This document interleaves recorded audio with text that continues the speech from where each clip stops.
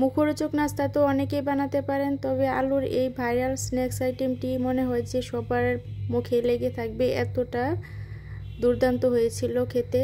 আর বানাতেও কিন্তু খুবই ইজি। চলুন তাহলে পুরো প্রসেসটি দেখে নেওয়া যাক।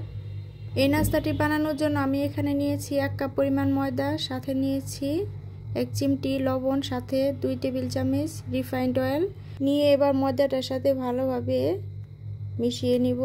আর এটা আস্তে আস্তে করে সময় নিয়ে মিশিয়ে নিব। আর এই পর্যায়ে আমি এখানে নর্মাল পানি দিয়ে সফট একটা ডো তৈরি করে নিব। আর পানিটা একবারে দিলে কিন্তু ডোটা একদম নরম হয়ে যাবে, তার জন্য অল্প অল্প করে পানি দিয়ে মিশিয়ে নিব। আর এই পর্যায়ে আমি উপরে তেল দিয়ে একটা ঢাকনা দিয়ে ঢেকে রেখে দিচ্ছি। এখন নাস্তাটার ভিতরে দেওয়ার জন্য আমি একটা পুর রেডি করে নিব। সাথে একটা আলু ভালোভাবে সিদ্ধ করে নিয়েছি। আর এটা কাঁটা চামচ দিয়ে আমি ওটাকে ম্যাশ করে দিয়ে দিচ্ছি 1/2 কাপ মুরগির মাংসের কিমা, সাথে আদা রসুন বাটা 1/2 চা চামচ, আর দিয়েছি চিলি ফ্লেক্স, দিয়েছি জিরা গুঁড়ো, দিয়েছি লবণ এবং গুঁড়ো মরিচ দিয়ে এখন ভালোভাবে এটাকে মিশিয়ে নিচ্ছি। এই পর্যায়ে ময়দার ডোটাকে ভালোভাবে হাতে চেপে চেপে আবারও একটু সফট করে নিচ্ছি। নিয়ে মোড়াতে আমি একটা বড় সড়ো রুটি করে নেব। আর একটু বড় সাইজের করে রুটি করে নিলে কিন্তু এই স্ন্যাক্স আইটেমটা খেতে অনেক বেশি ভালো লাগে। আর একটু পাতলা করে করতে হয়।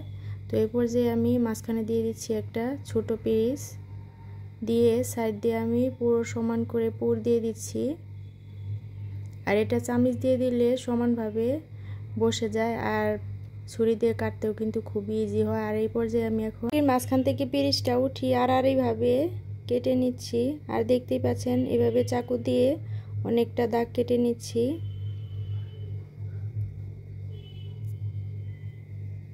এভাবে ছুরি দিয়ে দাগ কেটে নেওয়া হয়ে গেলে যে পাশের মাথাটা বড় সেই পাশ থেকে আমি চেপে চেপে উপরের দিকে টেনে তুলে দিচ্ছি। আর এটা দেখতেই পাচ্ছেন কিভাবে করে নিচ্ছি। তো লাস্ট পর্যায়ে চিকন মাথাটা যে পাশে থাকে তো ওই পাশে হালকা একটু পানি লাগিয়ে নিচ্ছি যাতে এটা খুলে না আসে। আর এইভাবে সবগুলো আমি এই তো করে নিয়েছি। এবার আমি নরমালি কিভাবে অনেক দিন সংরক্ষণ করে রাখতে পারবেন সেই প্রসেসটা দেখাচ্ছি। এখানে আমি একটা বক্সে টিস্যু দিয়ে তো সবগুলোই আমি এখানে এভাবে ছড়িয়ে ছড়িয়ে রেখে দিচ্ছি। এটাতে যেহেতু তেল দিয়ে করা হয়েছে সেই জন্য লেগে যাবার কোনো চান্স নেই। তো উপরে আরেকটা টিস্যু দিয়ে এভাবে ঢাকনা দিয়ে 1 সপ্তাহের মতো ভালো থাকবে। তো এরপর যে আমি কিছুটা তেলে ভেজে নিচ্ছি।